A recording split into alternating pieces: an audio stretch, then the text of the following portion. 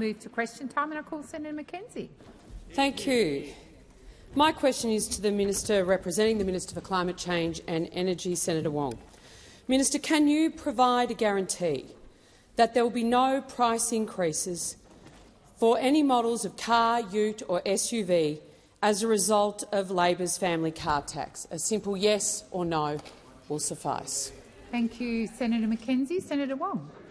What I can guarantee is that Australians will have more choice. That's right. And Australians, what I can guarantee is Australians will have access to cars which save them money because they will use less fuel. That's right.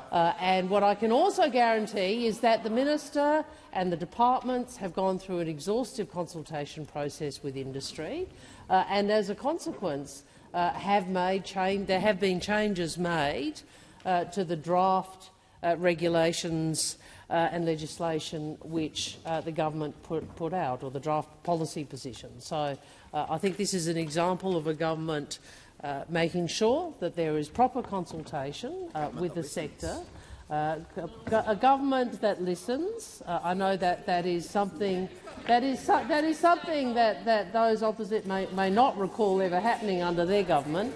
A government that listens to industry and to consumers and seeks to put in place the most appropriate framework that ensures that Australia does join the many countries of the world as an advanced economy with a standard.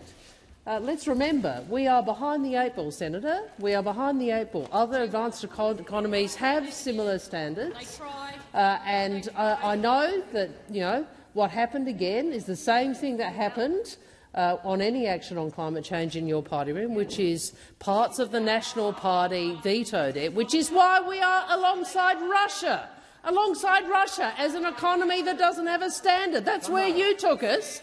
That's where you took us. Well, we want to move on. Consumers want to move on. We want to make sure Australians can choose from a wider range of more efficient modern vehicles, and that they save at the petrol pump. They save at the pump. I mean, this is the key thing, isn't it? You just want to make sure Australians don't get the choice of cars which are actually cheaper to run. Well, Thank we you, do. Minister Wong. Senator Mackenzie, first supplementary. I'll take that as a no to that request on guarantee. Minister, can you guarantee that under your new vehicle efficiency standards policy, no car models will be withdrawn from or have their access restricted by automakers? Yes or no? Minister Wong. I'm sure that the senator watched the media conference. I'm sure that the senator knows that there will be changes to the fleet that Australia has as a consequence of this standard, and that will occur over time.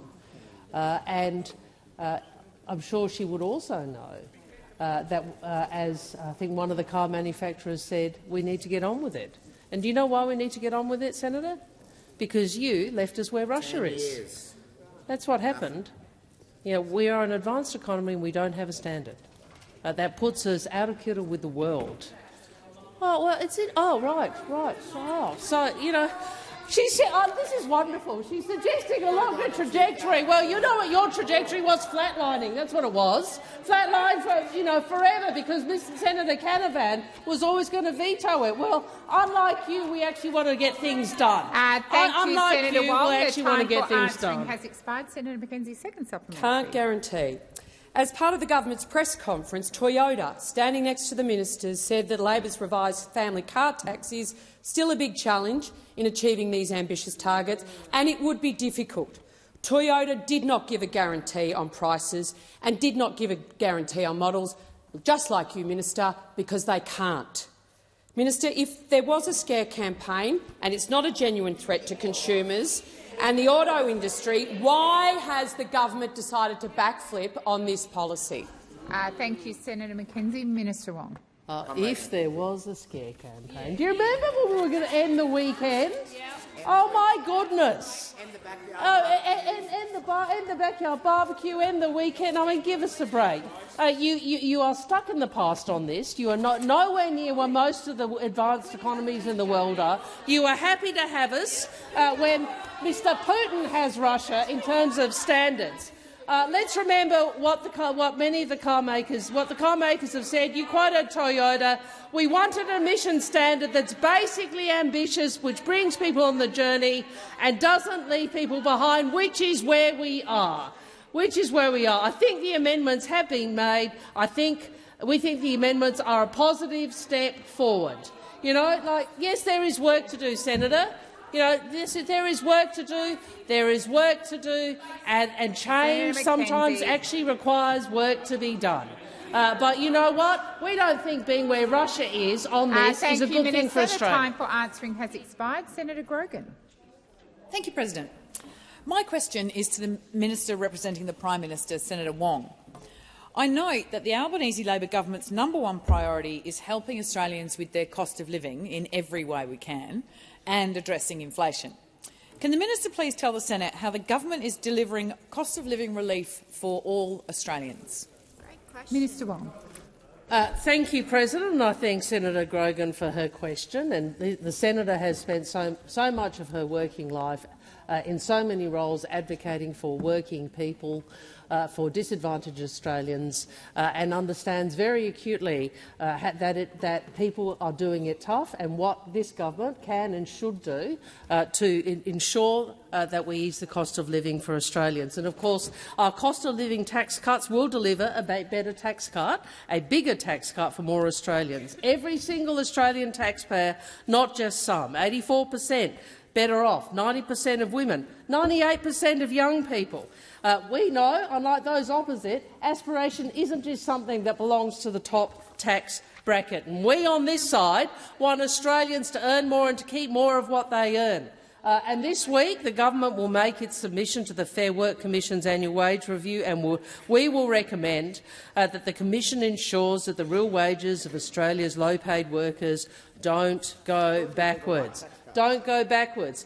On the alternative, of course, President, is those opposite who want Australians to work longer for less. And of course, that wonderful quote machine, Mr. Joyce, Barnaby Joyce, said raising the minimum wage was window dressing. That's right. Window dressing. I mean, what sort of out-of-touch perspective is someone who reckons that a wage rise for the lowest-paid workers in Australia is window dressing? Doesn't matter. Well, you have to really be pretty out of touch to think that that is the case. Those opposite have spoken with pride about keeping wages deliberately low, claiming it's a feature of their economic policy. Well, yes, seriously, Senator Ruston, that is what you have said. That is what your leader and finance minister said, and I was sitting across the table. So seriously, where are you when it comes to low-paid workers? Answering has expired. Senator Grogan, first supplementary. Thank you. President, it's less than 2 years since the Coalition's decade of denial and delay has come to an end. Can the minister outline what the Albanese Labor government has done to improve the lives of Australians in that time? Thank you, Senator Grogan. Minister Wong. We understand that the importance of delivering cost of living relief on those opposite. And Senator Ruston keeps interjecting and seems to forget that she was on the side that voted for higher energy prices. She was the side that voted against making sure energy prices people were given relief on energy prices. She's on the side that voted, and you were particularly loud in that debate, or in front of that debate. You wanted more expensive medicines. You voted against cheaper medicines. So, Senator Ruston, if you want to keep yelling at me, we can remind everybody. I remind you to direct your answers to the chair, and I will call others to order, particularly on my left. Minister. Thank you, President. Well, if Senator Ruston wants to keep interjecting, as is her wont, it might be good for everyone to remember all of the campaigns she's been for, which were about making cost of living worse for Australians, making the cost of living worse for Australians. Well, Senator Grogan, we take a different view on this tide. I know you take a different view, and that's why we are investing in Medicare, we are investing in bulk billing and cheaper medicines. The time for answering has expired. Senator Grogan, second supplementary. I thank the minister for that answer. I've spoken to many people in my home state of South Australia who've warmly welcomed the Albanese Labor government's tax cuts and the work that we've done to help Australians earn more and keep more of what they earn. Can the minister please inform the Senate what responses the government's tax cuts have received more broadly? Thank you, Senator Grogan. Minister Wong. Well, thank you, President. And as Senator Grogan would know, that we went out and we spoke to Australians and we said to them, look, we are changing our position because it's the right thing to do. And we are doing it because we understand the cost of living is biting and we want to deliver bigger, better tax cuts to more Australians. Bigger and better tax cuts to more Australians, and we want to make sure that more women and more workers on average incomes get a better share of the tax cuts. And I know that was very hard for the opposition to stomach.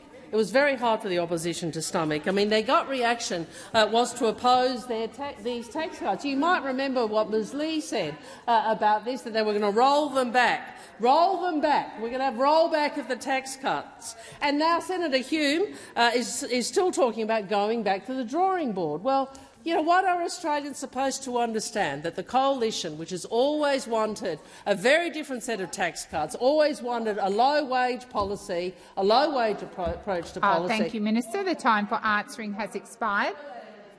Senator Bragg. Very much. My question is to the Minister representing the Treasurer, Senator Gallagher. I referred to recent reporting in the Financial Review that new housing supply will soon hit the lowest levels in a decade. Are higher interest rates and punitive new industrial relations laws hurting or helping the housing construction sector? Minister Gallagher. Can you get me the housing stump? Thank you, and I thank Senator Bragg for the question. And I tell you what hasn't helped housing is the Commonwealth not having a policy on it for 10 years when they were in government. I'll tell you what hasn't helped the housing shortage is a migration system that was broken under Mr Dutton and has required fixing. And I'll tell you what else hasn't helped housing and the housing shortage is the skills shortage that we have after years of failure to invest in vocational education and training, something we were also fixing. I also tell you what something that's not helping is those opposite continuously opposing every measure that we try to put in place to address housing supply, like the Housing Australia Future Fund, for example, where we get an ongoing stream of funding going into social and affordable housing, or some of our other initiatives, whether it be Help to Buy, Build to Rent, all of those that you are opposed to. So we have an enormous amount of investment going into housing. We recognise that not enough has been done, particularly over the last decade, when the only answer to the housing shortage was to ransack his super in order to pay for a deposit, which would have directly increased the cost of housing.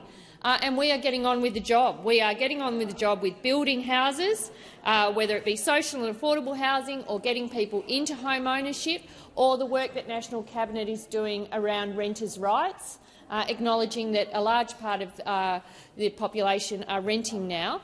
And so we are doing everything we can. And I would say to Senator Bragg, if he is genuinely interested in housing beyond superannuation for housing, work with us on this to increase supply, to work with the states and territories, to work with local government to make sure that we're doing everything we can to increase housing supply in this country. Thank you, Minister. Senator Bragg, first supplementary. Thank you very much. Minister, do you believe that you will ever get to your target of 1.2 million new homes by 2029?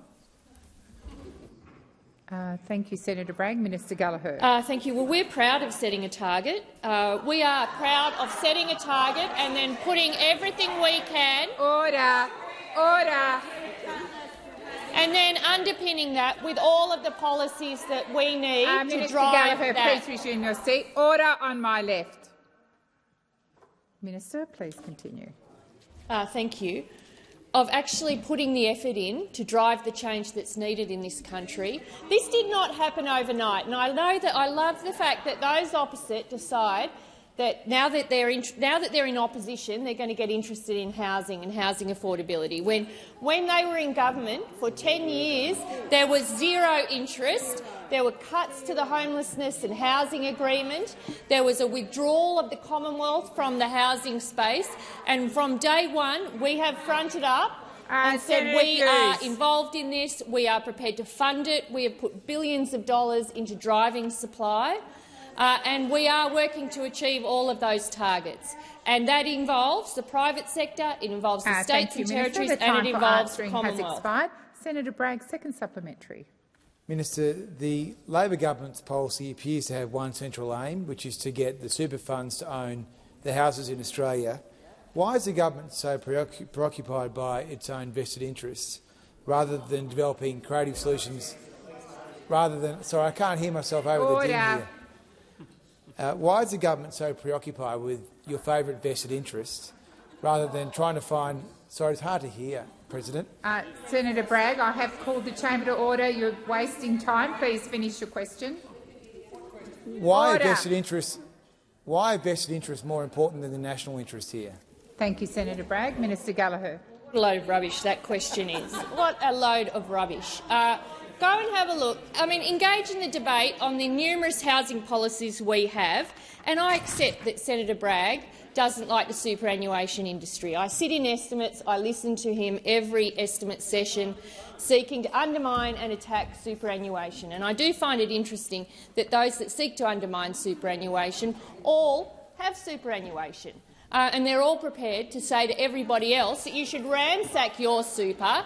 You should ransack your super instead of actually dealing with the housing policy and the measures that need to be put in place to actually drive the change. We have a coordinated plan. It's being led by Julie Collins from the other place. It's being led by the Treasurer. It's being led by the Prime Minister. First Ministers are standing up. Mayors are standing up.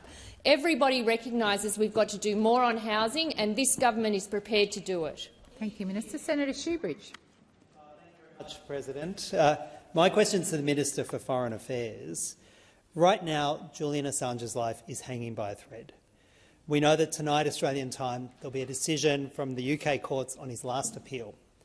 If he's extradited to the United States, the medical evidence is clear. He will likely never return. What is your government doing to obtain his free return home? Thank you, Senator Shoebridge. Minister Wong.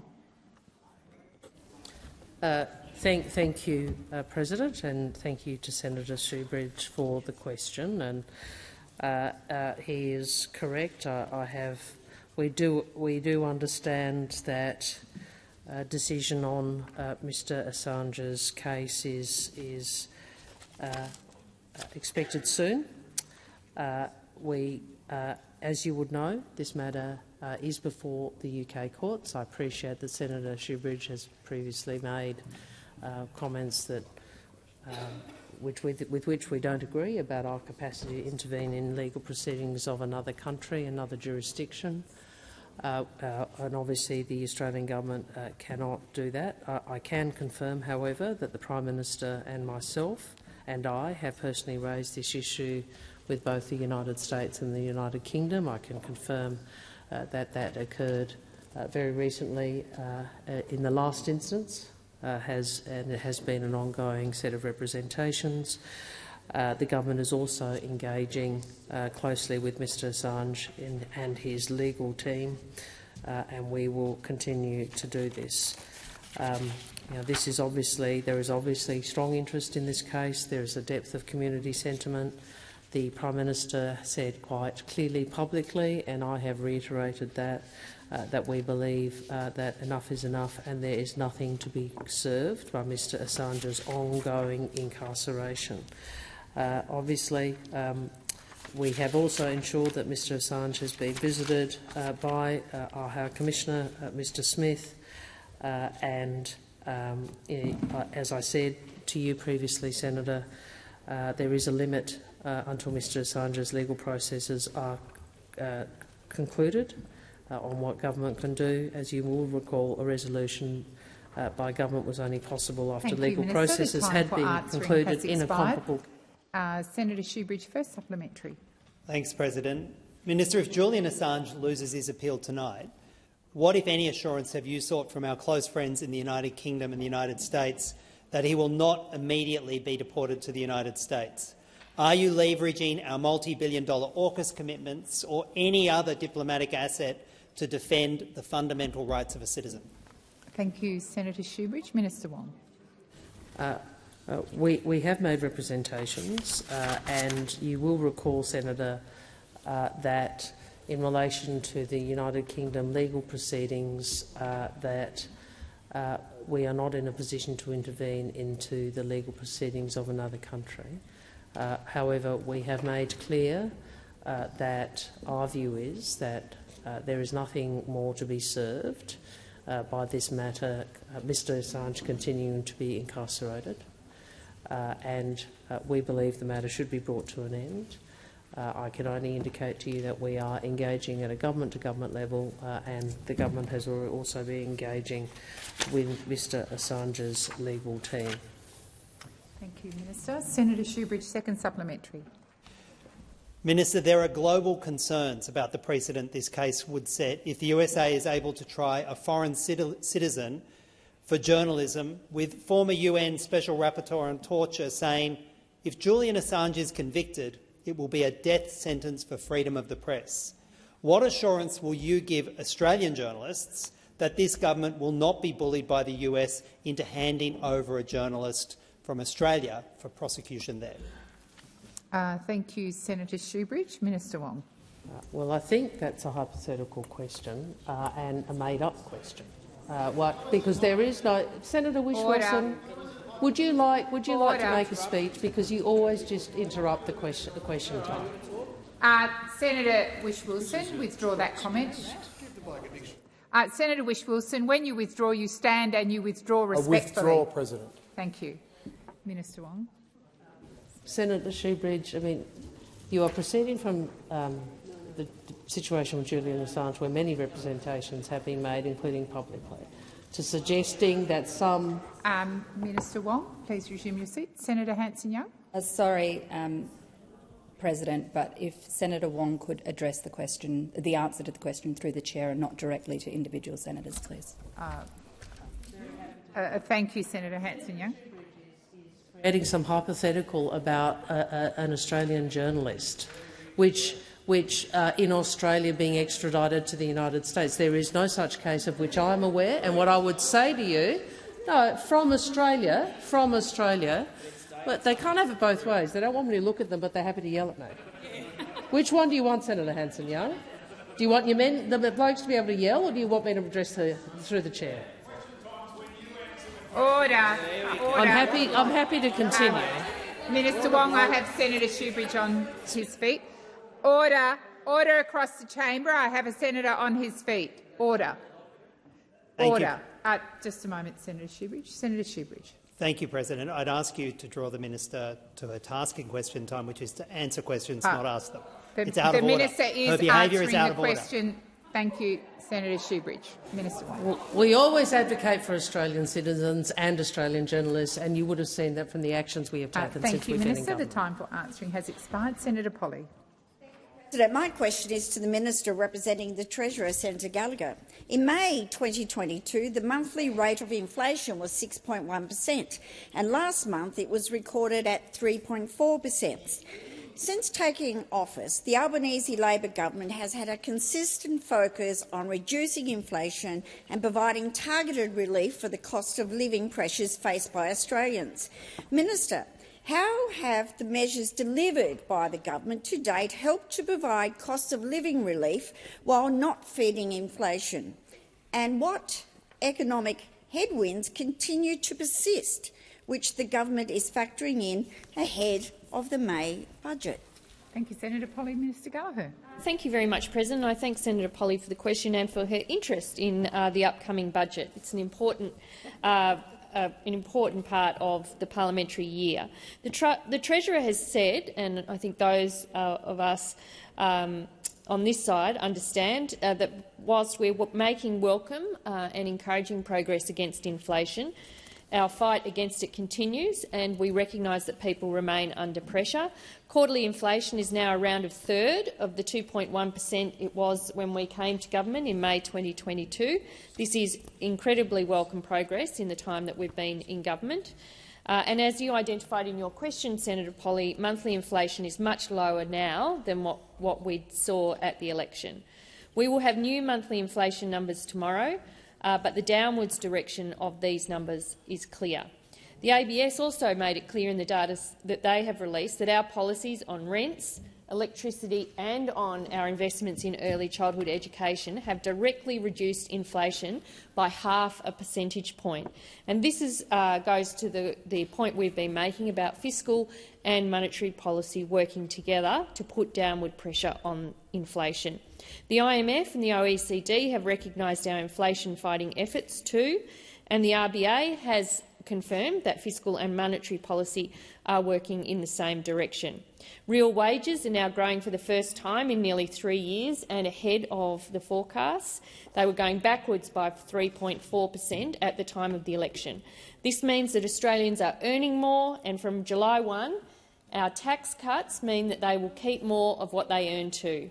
And of course, we're doing a range of other investments on top of the tax cuts, whether it be energy bill relief, making medicines cheaper, making it easier to see a doctor, cheaper childcare, building more social and affordable housing and fee-free rent. Thank you, Minister. Senator Polley, first supplementary. President, thank you, Minister, for that good news. Labor's tax cuts will roll out from July 1 this year and form the centrepiece of this government's cost of living relief package. Why is it so important that Australians keep more of what they earn? And why did the government take the decision to provide support to all taxpayers, not just some? Thank you, Senator Polley. Minister Gallagher. I wanted to correct the record because I said I meant fee-free TAFE at the end of my previous answer. There's just so many measures that we're doing to alleviate cost of living pressures, and of course rent assistance was another one of those, but I put the two together. The previous government had a policy of keeping wages low. We've taken a different approach, and you saw that during the election campaign, with the Prime Minister leading the way on making sure we were arguing for wage increases for the lowest paid workers. And now, with our tax changes, all Australian taxpayers will get a tax cut because we want all Australians to keep more of what they earn. Labor's tax cuts will be a centrepiece of the May budget. And of course we are in a position to provide these tax cuts because of our careful economic management that we have undertaken. I'm proud of the hard work that we've done today. I know those opposite hate it, but gross debt is lower than when the Liberals were in charge. Real spending growth is lower, inflation is lower. We've delivered the first budget surplus in 15 years and wages are higher. Senator Polley, second supplementary. Thank you, Minister. You and the Treasurer are working hard to finalise the upcoming May budget, so we thank you for your hard work. But I understand that it will be a budget that balances the fight against inflation. Senator Polley, resume your seat. Order across the chamber. Order. Order. Order. Interjections across the chamber are disorderly. So, Senator Polley, the last I heard was budget. Would you like to repeat from there? Thank you. I understand it will be a budget that balances the fight against inflation with the need to gear our economy for growth. Why is it crucial that we make the necessary investments and will drive growth in the economy and create more jobs for Australians, unlike those opposite? Thank you, Senator Polley. Minister Gallagher. Senator Polley, for that very good question. It's before these are the issues before the ERC, and I do note that the only way to wake up the opposition is to say something nice about what's happening or something good about the economy. All of a sudden, awake they go. Whoa, haven't heard a peep out of them, and then whoa, they're awake. Oh, they just can't bear it, can they? Gross debt lower, real spending growth lower, inflation lower, first surplus in 15 years, wage growth higher, jobs growth higher. That really gets them going. Labor is the party of good economic management. Our record proves this. Oh, there we go.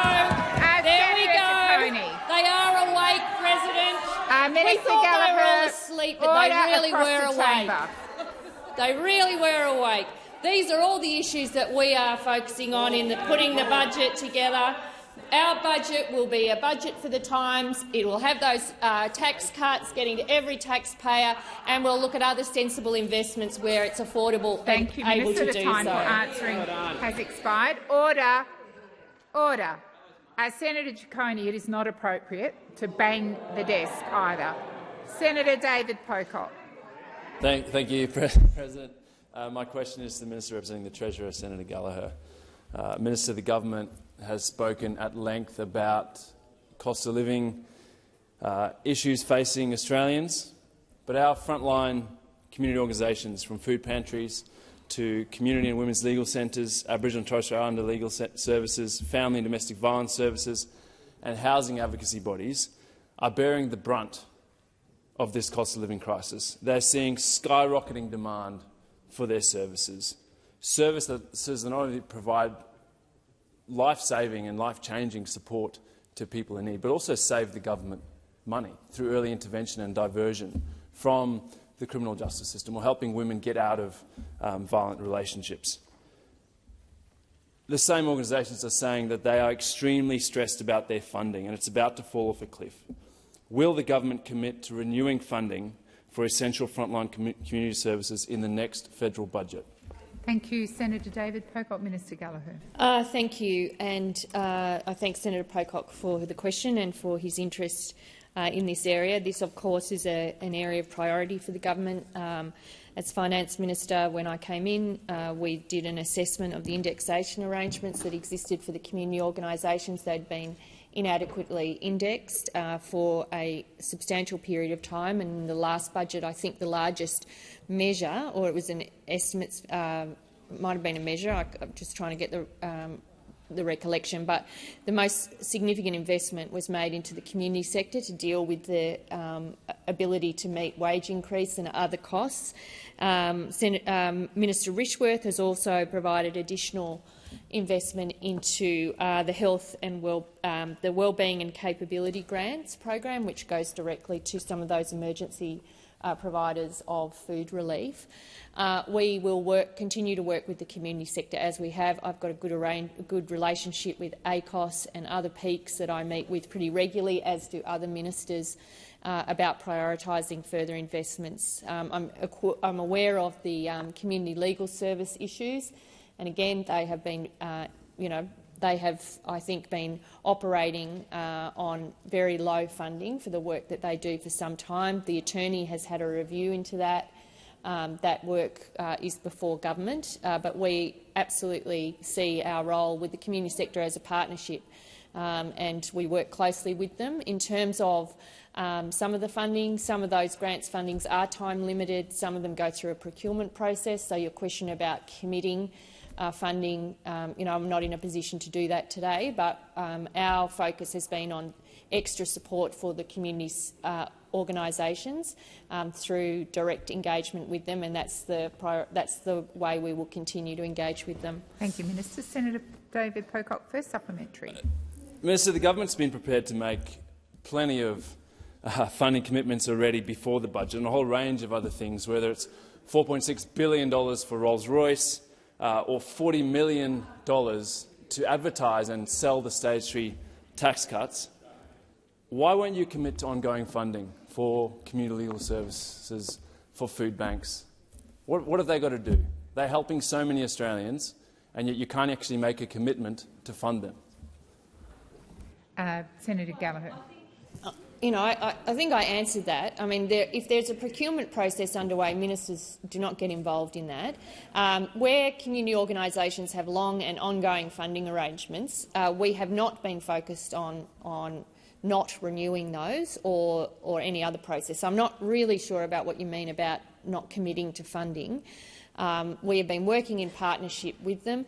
And we will continue to do so. We've made extra investments, billions of dollars, in the indexation arrangements that went to community organisations, and I've actually had pretty positive feedback around that, allowing them to pay adequate wages to their workers now that they are getting properly indexed, and those indexation arrangements will continue. That's probably the single biggest investment made in the community sector in more than a decade, has been that commitment we did in last budget. On the other point, governments have to do a range of things. Yes, we have to look after our national security, we have to look after the community sector, we have to look after the health system, and that's what the budgets are all about. Senator Pocock, second supplementary. Thank you, Minister. Minister, to your point about indexation, funding for Women's Legal Centre receives, under the NLAP agreement, indexation of 1.6% this financial year. The cost to employ a mid-level solicitor has jumped 27%. How are they meant to provide Australians in need services where the government crows about indexation of 1.6% when their fees are going, their costs are going through the roof? Thank you, Senator Pocock. Minister. Yes, under the NLAP, they are not covered by the indexation arrangements that we addressed in last budget, and that is because it's under this other partnership agreement. But I am aware of that agreement. I've been talking with the attorney. It's work that is before government. Unfortunately, those opposite believed indexation arrangements of 1% or 1.2%. If you worked in the APS, you got a wage increase of about 1.2% on average over the last decade, was an adequate way to index. Well, it was lower than inflation, Senator Ruston, much lower than inflation. 1.2% per annum is much lower than inflation. So there was inadequate indexation, there was a reluctance to fund community services properly, and we are methodically working through all of those issues and addressing them at every budget, and we have been working in partnership with the community sector on that. Thank you, Minister. Senator Van. Thank you, President. My question is to the Minister representing the Minister for Climate Change, Senator Wong. Minister, the Paris Agreement's central aim is to strengthen global response to the threat of climate change. It is imperative that Australia's commitments and policies align with these goals. A watered-down new vehicle emissions standard will have significant implications for Australia's ability to meet these targets. Today we read that Ministers King and Bowen will be unveiling a softened new vehicle efficiency standard. The original standard was a goal of 60% reduction of new car emissions by 2029. Is the Minister able to specify the revised emission reduction target for new vehicles by the year 2030? Minister Wong. Thank you, Senator, and I appreciate the question. And you are certainly correct in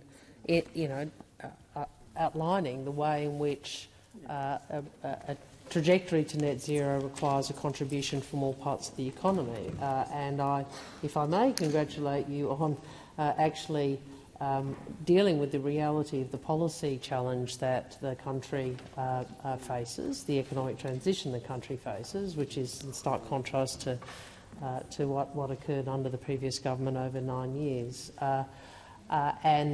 It is true that when you have less abatement from one sector, it does require more abatement from another sector. Having said that, the ministers have obviously had to take into account the engagement with industry, the engagement with stakeholder representatives in making the decision about some revisions or amendments to the policy which was proposed. And I understand, although I wasn't able to see it, that the ministers did announce that prior to question time, and that included recategorising some four-wheel drive from passenger to light commercial vehicle, smoothing the emissions trajectory for light commercial vehicles, which reflects the adjustments announced by the United States to its vehicle standards, and smooths the transition for utes, vans and others, adjusting emissions limits and staging implementation in partnership with industry. So the standard will commence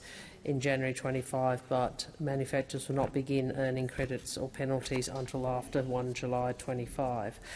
You ask a very good question, which is about the data as to projected abatement as a consequence of this decision compared to the previous standard. I don't have that information in the brief that's been provided to me, but it's a reasonable question. I'll take advice on it. The time for responding has expired. Senator Van, first supplementary. Thank you, President.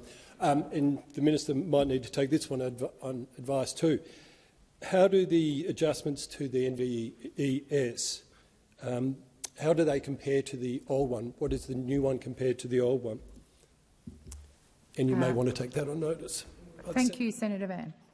Minister. Well, I can go through what was publicly said about some of the changes. As I said, because there's a lot of discussion about four-wheel drives, there was a recategorisation of a limited number of four-wheel drives from passenger car to light commercial vehicle. This includes models such as the Land Cruiser and the Nissan Patrol. This acknowledges that some off-road wagons use similar ladder frame chassis and need comparable towing capacity above 3 tonnes to dual cab utes. There's a smoothing of the emissions trajectory for light commercial vehicles. As you might recall, Senator, I think it was yesterday, I was asked about, I think by Senator McKenzie, about the changes in the US to the US EPA's vehicle standard. This change reflects that.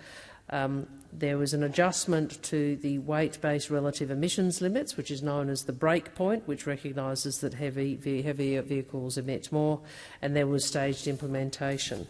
The cumulative abatement, I'm advised in the fact sheet, is 20 million tonnes to 2030 and 80 million to 2035. Thank you, Minister. Senator Van, second supplementary. Thank you, President. Considering the urgency of addressing climate change and the role of diplomatic leadership in fostering international collaboration, how does the government anticipate the adjustments to the NVES will affect Australia's diplomatic relations, specifically concerning our Pacific Island neighbours and other nations that are exceedingly susceptible to the impacts of climate change? Thank you, Senator Van. Minister Wong.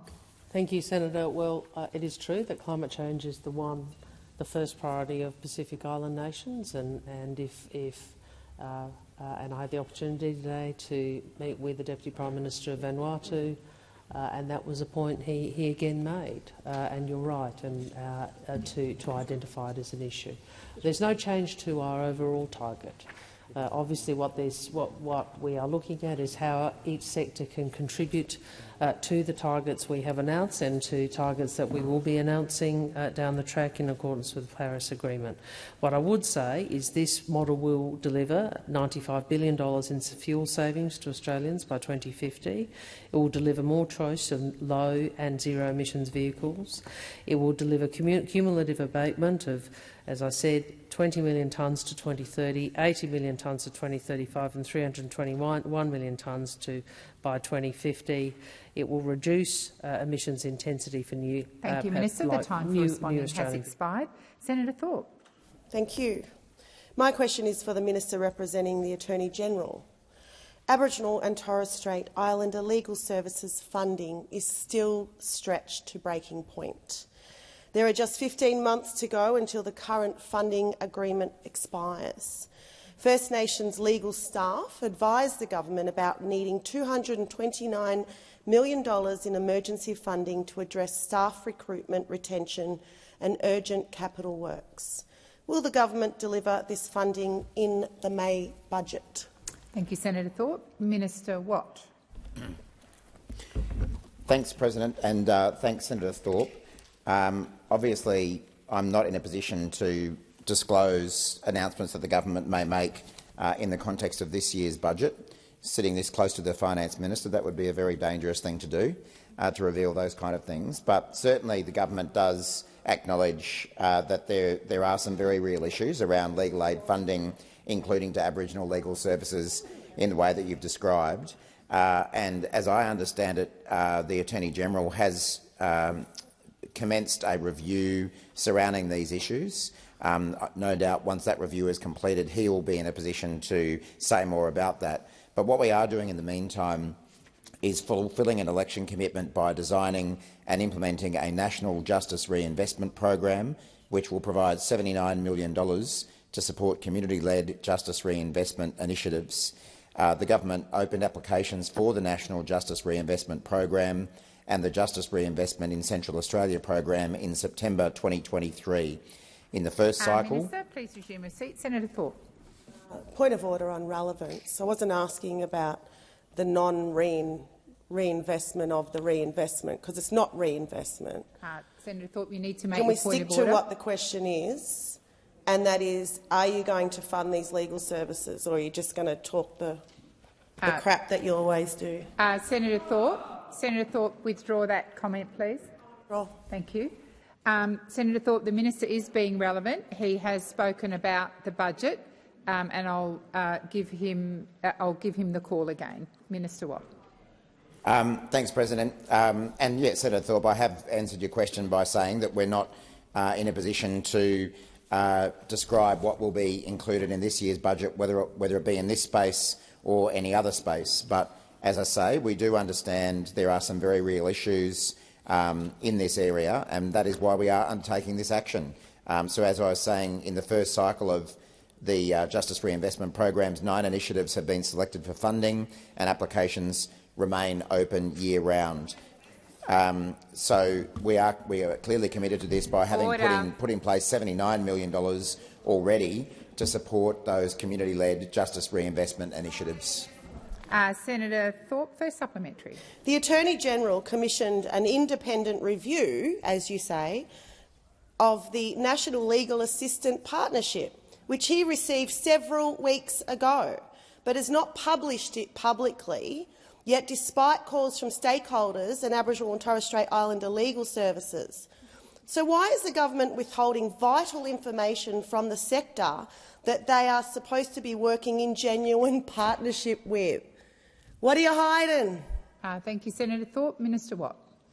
Thanks, President, and thanks, Senator Thorpe. Well, I don't think it is fair to accuse the Attorney-General of hiding a report that he only received 3 weeks ago. And it's understandable that he and the government more broadly would take a little bit of time to consider the recommendations of that review before either releasing it or announcing what our response to that review will be.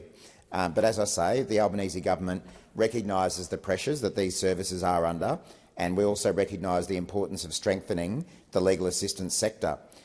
We recognise that legal assistance is essential to ensuring access to justice and equality before the law for all Australians, including our first Australians. That's exactly why the Attorney-General commissioned the review of the National Legal Assistance Partnership between the Commonwealth and all states and territories. As I say, this review report was received on the 5th of March, and it's now being considered by federal, state and territory Attorneys-General. Thank you, Minister. Senator Thorpe, second supplementary. Well, that's not a partnership. Will the government commit to releasing the report before the end of this week to show that they are willing to work in genuine partnership, not lip service, with Aboriginal and Torres Strait Islander legal services? Thank you, Senator Thorpe. Minister Watt. Well, thanks, President. Well, it's obviously a matter for the Attorney-General to determine whether he will release this report, and if so, when that will occur. I'm not going to commit another minister to releasing a report by the end of this week, but I think the mere fact that the Attorney-General has commissioned this independent review of the National Legal Assistance Partnership shows good faith on his part and shows that the Albanese government understands the pressures that Aboriginal legal services are under. If my recollection serves me correctly, the Attorney-General himself has worked in Aboriginal legal services in the past. Order. Well, I think that's actually... Senator Thorpe. Senator Thorpe, order. Senator Thorpe, order. Minister, please continue. Well, I think the fact that the Attorney-General has taken the time in his career to work in Aboriginal legal services does demonstrate that he believes in them and supports them, and that's the practice that he's continuing now as the Commonwealth Attorney-General. Thank you. Senator Stewart. Thank you, President. My question is to the Minister representing the Minister for Employment and Workplace Relations, Senator Watt. Since taking office, our government, the Albanese Labor government, has been focused on getting wages moving and easing cost of living pressures, in contrast to those opposite who support a race to the bottom on wages. How is the government's approach to the Fair Work Commission's annual wage review helping ensure Australian workers earn more and keep more of what they earn? Thank you, Senator Stewart. Minister Watt. Thanks for the question, Senator Stewart. And as you may have noticed, there is no limit to how many times we will talk about the actions of the Albanese government to ensure that Australians earn more and keep more of what they earn. This is something that opposition senators are going to need to get used to for the remainder of this term. We are going to talk about it over and over again because it's something that so many Australians are looking forward to. To help Australians earn more, the Albanese Labor government has consistently backed low-paid workers through the annual wage review in 2022, 2023 and now in 2024.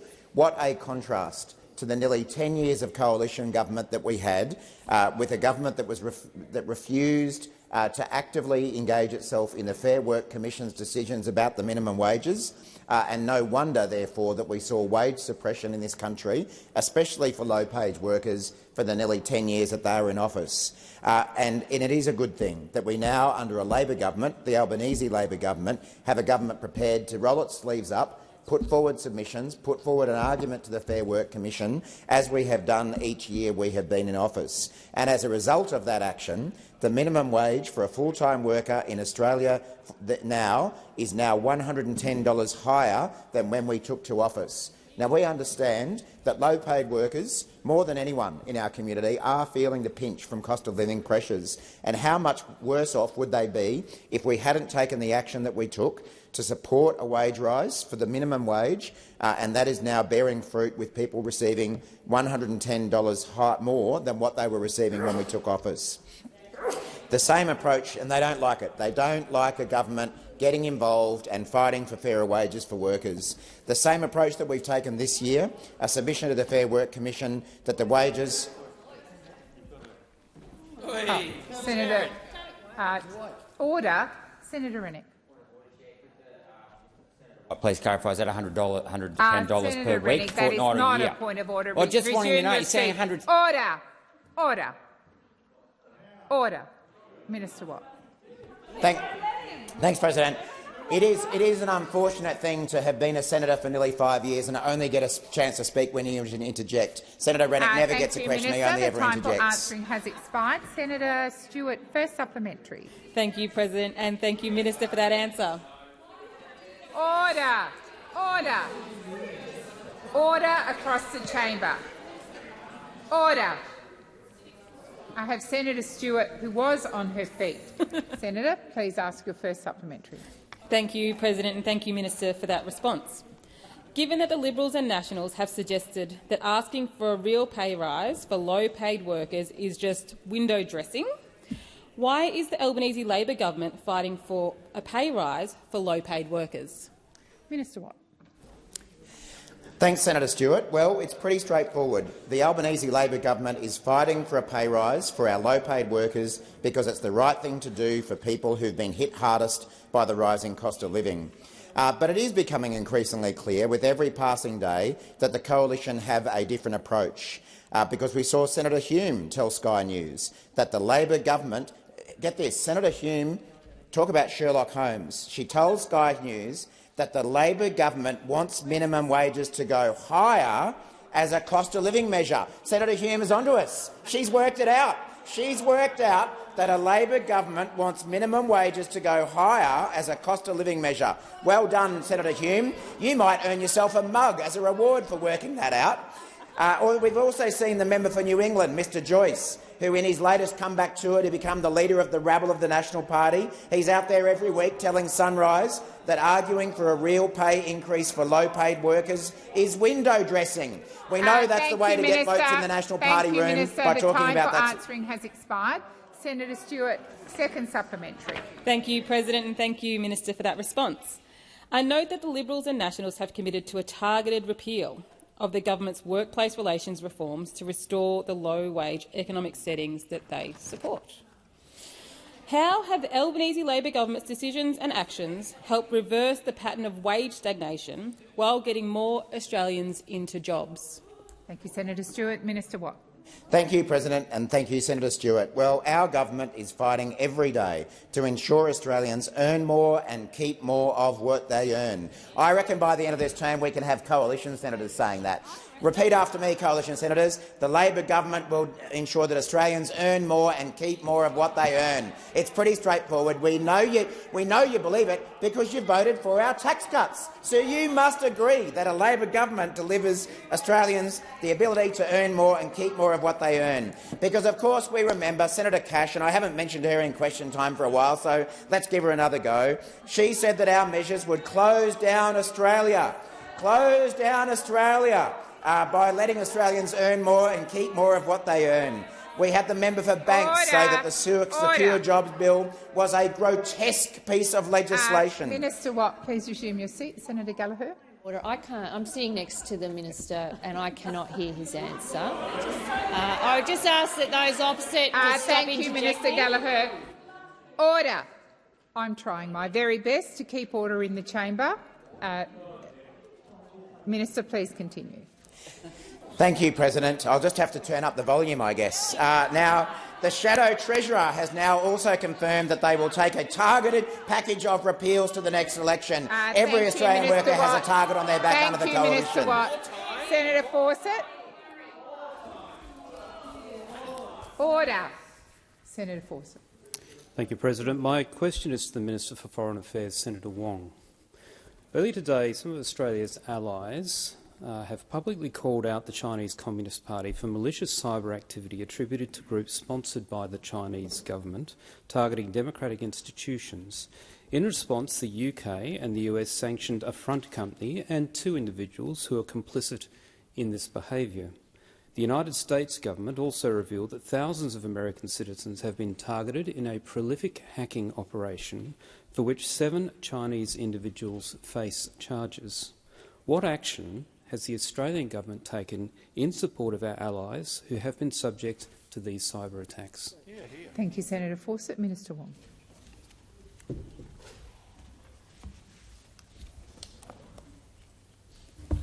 Thank you, President. Senator, I'm a little well, confused. I shouldn't say that because then somebody over there will say something rude. But bemused by your question because it suggests that we haven't done anything. And I would have thought, given how much of an avid follower of these matters you are, you would have seen that we did take the unusual step of issuing a public statement. But as from me, Senator Ruston, you really have a difficulty in listening to me, don't you? I'm sorry. I'm sorry, but that is my job. I'm supposed to answer the question. Order. Order across the chamber. Order. Order. Order. Senator Fawcett has asked a serious question, which Senator Wong was answering. Interjections across the chamber, or indeed to Senator Wong when she's answering the question, are disorderly. I would ask all senators to allow Senator Wong to focus on the question that was asked and to listen in silence. Minister Wong. Thank you, President. And it is a serious issue, and Senator Fawcett would know that there have not been many occasions in which the Foreign Minister of Australia and the Home Affairs Minister have issued an attribution in relation to cyber that names the particular entities or country concerned, and we did so. And we did so obviously in consultation with our friends in the United Kingdom and other members of the Five Eyes. And we did so because it is important that when it comes particularly to China, state-backed actors targeting democratic institutions and parliamentarians, that we do make clear that this is a line for all of us, that we want that our resilience and our sovereignty do require respect for our democratic institutions. So you would have seen, I hope, what we said, which was the Australian government joins the United Kingdom and other international partners in expressing serious concerns about malicious cyber activities by China-backed state-backed actors targeting UK democratic institutions and parliamentarians. The persistent targeting— thank you, Minister. Senator Fawcett, first supplementary. Thank you, President. And Minister, I do welcome the government's willingness to join in that attribution, which is important in preserving democracies. But my supplementary question is, will the minister now commit to using the powers under Australia's Magnitsky-style thematic sanctions regime to stand with our allies in sanctioning those individuals responsible for this behaviour? Thank you, Senator Fawcett. Minister Wong. Well, I would make the point that sanctions, firstly, we don't discuss or telegraph any consideration of sanctions in any circumstances. The second point I would make, and I appreciate that in opposition, you are free to take a different view, but I think governments have to always think very carefully about what is the appropriate measure to take in relation to situations of international concern. There are occasions where sanctions are imposed. They are rarely our first choice. They should be used judiciously, and they are usually used in conjunction with other response measures. What I would say to you, Senator, is all of us here are united in our belief that any government of Australia and the Parliament of Australia should always ensure we protect our democratic institutions. Sorry, Minister, the time for answering has expired. Senator Fawcett. Thank you, President and Minister. Again, welcoming the commitment of Australia to recognise and make that attribution. How does the Australian government respond to the denials from Beijing which reject the validity of these attributions? Thank you, Senator Fawcett. Minister Wong. I simply repeat the statement that was issued this morning by the Home Affairs Minister and myself. What I would also say to you, and I think it is important, given I've been asked about this, to make clear to the chamber that the advice is that Australia's electoral systems were not compromised by the cyber campaigns targeting the United Kingdom, that the Australian Cyber Threat Report illustrates that both state and non-state actors continue to ensure intent and capability to compromise Australian networks, that the cybersecurity strategy has outlined how the Australian government will protect essential government citizens and ensure our citizens and businesses are better protected from cyber threats. All of us should ensure our cybersecurity systems are hardened and resilient, and we will continue to brief parliamentarians and provide advice on cyber and security matters, including protecting your personal data and mitigating cyber threats. And with that, President, I ask that further questions be placed on notice.